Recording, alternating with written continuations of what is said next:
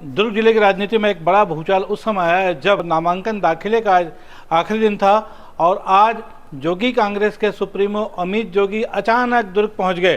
Collectorate में अपने तमाम साथियों के साथ पहुंचे अमित जोगी ने पाटन विधानसभा क्षेत्र से अपना नामांकन दाखिल कर दिया है और अमित जोगी के दुर्ग पहुंचने की खबर से एक राजनीतिक भूचाल जबरदस्त यहां पर उठ गया है और तरह तरह की चर्चाएं हो रही हैं। आपको पता है कि भूपेश बघेल मुख्यमंत्री जो कि अभी हैं और उनका पाटन उनका निर्वाचन क्षेत्र है जहां से वो चुनाव लड़ रहे हैं। उनके खिलाफ भारतीय जनता पार्टी के विजय बघेल जो कि सांसद भी हैं भारतीय जनता पार्टी से फिलहाल दुर्ग लोकसभा के, वो चुनाव मैदान में है। ऐसे समय में अमित जोगी ने पाटन से नामांकन दाखिल करके एक मुकाबले को त्रिकोणीय संघर्ष का रूप दे दिया है। आपको ये भी बताते चलें कि जोगी कांग्रेस इस बार बिना किसी अन्य पार्टी के समझौते से अकेले दम चुनाव मैदान में है। जहां तक 2018 के चुनाव की बात करें 90 में से 5 सीटें जीती थी जोगी कांग्रेस ने। इस बार जबकि अजीत जोगी के निधन के बाद पहली बार जोगी कांग्रेस चुनाव मैदान में है। अमित जोगी की माता यानी स्वर्गीय अजीत जोगी की पत्नी रेणु जोगी एक बार फिर कोटा से चुनाव मैदान में है।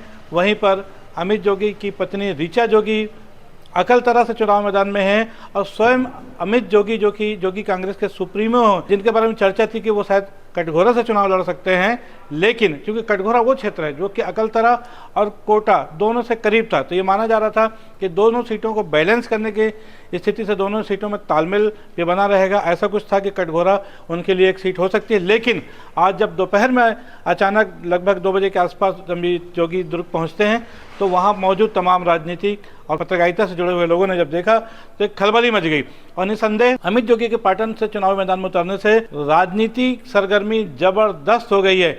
एक सवाल के जवाब में उन्होंने कहा कि अगर उनको सिर्फ वोट काटना होता तो वो किसी सुरक्षित सीट से भी लड़ सकते थे और पाटन की जनता लगातार इस बात को चाह रही है कि यहाँ से कोई उनका अच्छा जनप्रतिनिधि हो। एक तरफ कांग्रेस, दूसरे भारतीय जनता पार्टी लगातार पाटन की जनता को बेवकूफ़ बना रही है। ऐसे समय में जोगी कांग्रेस से अमित जोगी स्वयं चुनाव मैदान में है। उन्होंने कहा कि भले नाम मेरा है लेकिन वास्तव में यहाँ पर पाटन की जनता चुनाव लड़ रही है। कॉन्फिडेंट हूँ नहीं कॉन्फिडेंट हूँ इस बात से सिद्ध हो जाता। मैं चाहता दूसरी सीट से लड़ लेता, मैं चाहता 2 सीट से लड़ लेता, एक सेफ सीट से लड़ लेता, लेकिन ये चुनाव अमित जोगी नहीं लड़ रहा। अमित जोगी तो केवल एक चेहरा है जो परिवारवाद, भ्रष्टाचार, वादा खिलाफी, इन सब से पीड़ित पाटनवासी हैं, वो ये चुनाव लड़ रहे हैं। आप पाटन को ही क्यों चुने सर? आप कहीं भी चले जा सकते हैं। जी, राहुल जी कल घोषणा करके गए हैं केजी से पीजी तक के कोचिंग माफी की, फिर वहाँ किसान की राहुल जी का मैं बहुत सम्मान करता हूं, लेकिन पिछले चुनाव उन्होंने एक नहीं 36 घोषणाएं करी थी। अभी एक एक करके कर रहे हैं, उस समय 36 घोषणाएं करी थी। 5 साल उनकी सरकार चली। वो बोल रहे थे कि 10 दिन में अगर ये घोषणाएं नहीं पूरी होंगी हम मुख्यमंत्री बदल देंगे। अरे 2.5 साल का फॉर्मूला तो चला नहीं पाए। आपकी ऐसी क्या घोषणा रहेगी जिससे छत्तीसगढ़ की पब्लिक बहुत खुश हो जाएगी? मैं कोई घोषणा नहीं कर रहा हूं। मैंने तो साफ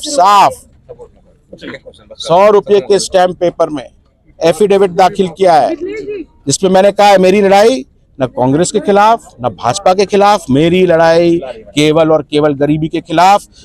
जिस दिन छत्तीसगढ़ में नेता नहीं उनके बेटे की सरकार बनेगी, मैं 10 कदम लूंगा और गरीबी को खत्म करूंगा। हमारी ये खबर आपको कैसे लगी अपनी राय अवश्य दें। हमारी खबर को लाइक करें, हमारे चैनल को सब्सक्राइब करें। कल फिर मिलेंगे किसी नई खबर के साथ, तब तक के लिए दीजिए इजाजत। जय हिंद, जय भारत, जय छत्तीसगढ़।